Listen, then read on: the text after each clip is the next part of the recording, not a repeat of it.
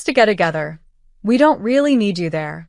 That's what my mom said when I asked about my brother's engagement party. Not can't come. Not limited seats. Just don't need you. I stared at my phone, the text glowing like a slap to the face. My name is Emery Wren, I'm 28. And if you think you know how this ends, stay tuned. Because this isn't a story about missing a party. It's about realizing you were never invited to any of it. What happens when the people who raised you forget you were part of the story? I packed a small bag, booked a last-minute solo trip to the coast, and left without telling anyone where I was going. No goodbye. No drama. Just silence. For the first time in years, I slept in a bed that didn't have memories stitched into the walls. I walked barefoot along the shoreline. I ate breakfast alone in a tiny cafe where no one knew my name. And for the first time in forever, I felt peace. Until my phone started vibrating. One call, then 5, then 32. From Mom, from Dad, even from my brother's fiancé. Then the messages started flooding in. Please come back. Something happened. We need you. Emery, please pick up. I stared at the screen, heart pounding, unsure whether to be afraid or vindicated. And then one final message came in, this time from my cousin. They should have never treated you like that. Now they're begging you to come home. You need to see this. That's when I knew something went very wrong at the party I wasn't needed at. And whatever it was, it had just made me the most important person in the entire family. You said. I didn't respond right away. Instead, I stared out at the water, silver tides curling beneath a lavender sky, wondering how fast love turns into leverage. By noon, I had 26 missed calls. By 3 p.m., it was 57. And then a video came through. No caption. Just 12 seconds. In it, my mom was screaming. Not yelling, screaming. The phone was shaky, chaotic. Behind her, flames licked the sky. Guests were crying. My brother, Caleb, was bent over in a tux, throwing up beside a burning archway. My thumb hovered over the replay button. I knew that garden.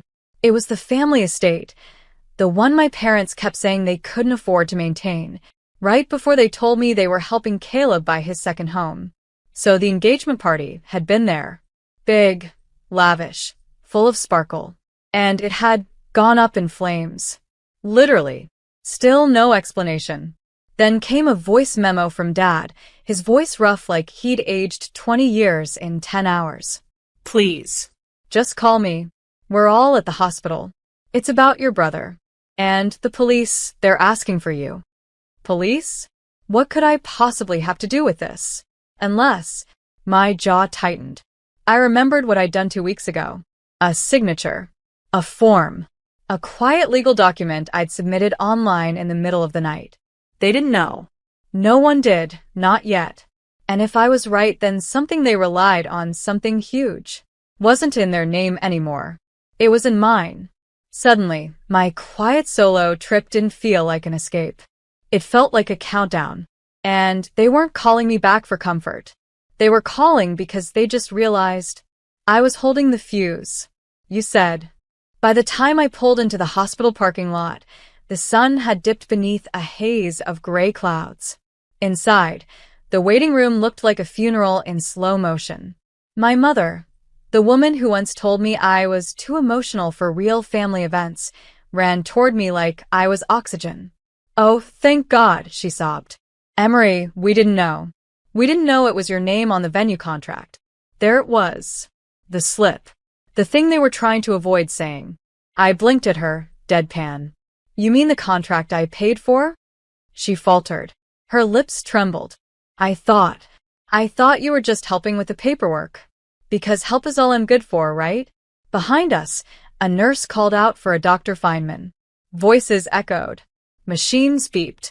But I stayed locked on my mother's face. The panic, the calculation. It wasn't guilt. It was fear. Because the truth was this. The venue they used for the engagement party? It was mine. I bought it 6 months ago under an LLC. Quietly. Legally. They thought I was playing entrepreneur. But while they planned sparkle-drenched parties, I'd been signing ownership papers with lawyers they didn't even know I hired, which meant the fire that broke out during Caleb's party, the liability was mine to report, and the insurance? Mine to claim. And any legal investigation? Also mine to answer for. Is Caleb okay?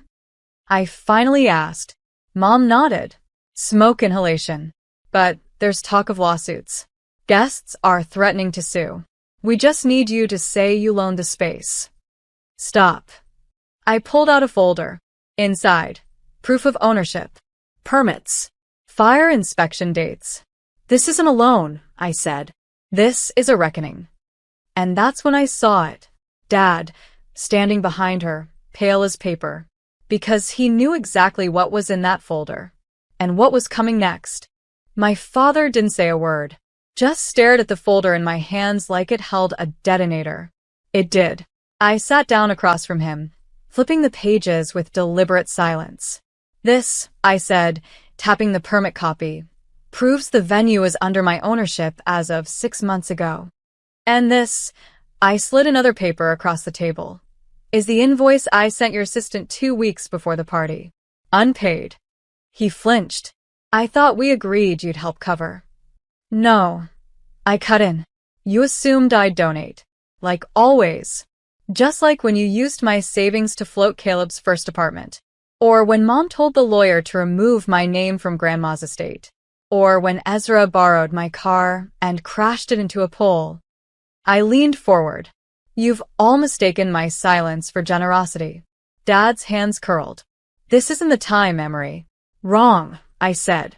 It's exactly the time. From my bag, I pulled the final envelope, sealed and stamped. Inside, a legal cease and desist notice. You will not use my property for any future events. You will not reference me, my business, or my name in relation to the incident. And if I hear that you've spun this to shift blame, I looked him in the eye. I will sue for defamation. And I will win. His jaw locked. A red flush crept up his neck. But Caleb is your brother. He nearly died. You're punishing all of us. I stood. No. You punished yourselves. I just stopped playing along. And as I walked away, past the yard doors and into the late afternoon haze, I didn't look back. But I knew something had just shifted. The good daughter was gone. And in her place stood the woman they never thought I'd become. The one who finally said enough. The fallout began faster than I expected. That evening, I got a text from Ezra. Really? You're turning this into a lawsuit? Wow. No hello. No how are you. Just entitlement in full bloom. I didn't reply. Because while they scrambled to play damage control, I had quietly hired a PR firm. Not to make a statement, but to prevent one. The venue's reputation needed shielding. My name needed a firewall. And most importantly, their narrative needed silencing. By the next morning, I received an email. Hi, Emery. This is to confirm the incident was caused by faulty wiring brought in by an outside vendor your family hired. You are not liable. Best. Venue insurance rep. My lungs released a breath I hadn't realized I was holding. That fire? That disaster? It was on them. Fully. And the cherry on top?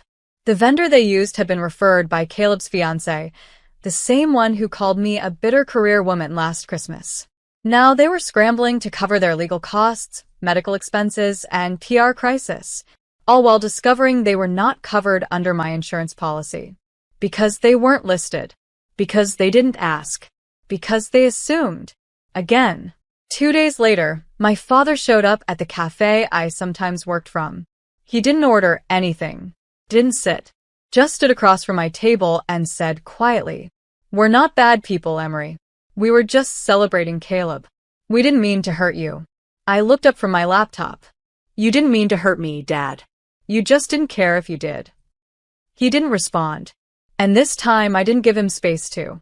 Because there's a difference between burning bridges and building a fire to keep yourself warm. By Friday, I'd done something I never imagined. I reopened the restaurant. Not for business. Not for guests. But for me. I lit a single candle in the center of Table 7, the table I'd reserved for my family during the grand opening.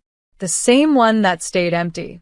I sat down with a plate of lemon pasta, a glass of wine, and silence that tasted like healing. The door stayed locked. The music was soft jazz, the air was warm, and every flicker of the candle reminded me. They missed this. Not me. They chose to prioritize Ezra's job title over my life stream. And now, Ezra was trending on local news, not for a promotion, but for possible negligence. Turns out, one of the guests he invited to the engagement party had posted an Instagram story mid-fire, tagging the vendor, joking about skipping permits. The video went viral. My lawyer said I could have taken advantage of it, flipped the narrative entirely. But I didn't. I didn't need revenge. I needed space. That weekend, I posted a quiet update on my business page. To everyone who's ever been overlooked, unseen, or erased, this place is for you. We're reopening next Friday. Soft music. Real food. No fake smiles. Come as you are. Emery. The post exploded. Comments. Shares. Emails. People telling me how they'd been the black sheep, the forgotten sibling, the backup friend. People telling me they'd be there. And for the first time in years, I felt it. Not hope. Not pride. But wholeness. Because sometimes the family you build from ashes is far more sacred than the one that tossed the match. And mine was just beginning to arrive. The line wrapped around the block. People, strangers, old classmates, single moms with toddlers, gray-haired couples holding hands, all waiting for a table at my place. A soft glow poured from the windows. Inside, the air smelled of rosemary, lemon, and warm bread. No velvet ropes. No reservations. Just heart. And somewhere between Table 2's shared laughter and Table 9's quiet tears over creme brulee, I realized I'd done it. Not the restaurant. Not the full tables or 5-star reviews. But this, creating a place where forgotten people felt seen. Mid-shift, my phone buzzed. A photo from my cousin. My parents' house. Ezra standing at the porch. Caleb in the background, pacing. Mom sitting on the steps, head in hands.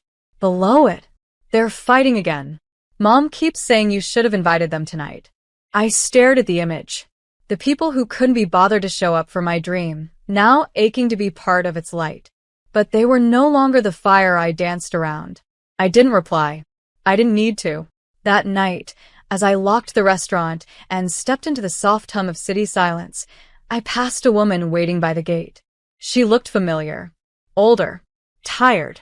Holding a wrapped box in her hands. Emery, she said. I used to babysit you. Your mom told me you opened this place. I just wanted to see it once. I opened the door again. For her. Because not every visitor from the past comes to take. Some arrive to remind you. You were always meant to rise. As she walked inside, her eyes filled with tears. And I realized, even when your family shuts the door, you can still become the kind of home others have been searching for all along. 3 weeks later, a letter arrived. No return address. Just my name, handwritten in shaky ink. Inside was a single folded sheet. Emery, we didn't realize what we were doing until you stopped answering. Until the restaurant photos started flooding the family chat. Until people kept saying, you must be so proud of her. And we had to lie. We weren't there when it counted, and I don't expect forgiveness. But if you ever decide to let us sit at your table again, we'll come early, we'll stay late, and we'll bring our own chairs. Dad. I read it once. Then again. Then I folded it neatly and placed it in the bottom drawer of my office, under receipts, old menus, and a paper flower a customer's child had once handed me. I didn't respond. I didn't need to. Because closure doesn't always come with a confrontation. Sometimes, it arrives when you stop waiting for someone to make it right and realize you already did. My restaurant wasn't just a business. It was a reclamation. A place where my voice wasn't drowned out by louder ones. Where I could hear myself think. Where strangers became family, not by blood, but by choice. That Friday, a woman proposed to her girlfriend at table 5. At table 3, a man reunited with a daughter he hadn't seen in 12 years. Laughter spilled through the windows like music. And I stood at the back, apron dusted with flour, tears in my eyes, not from sadness, but from stillness. Because healing doesn't scream. It whispers. It waits. And one day, you look around and realize you built a life so warm, so full, so true. You no longer have room for the ones who left you out in the cold.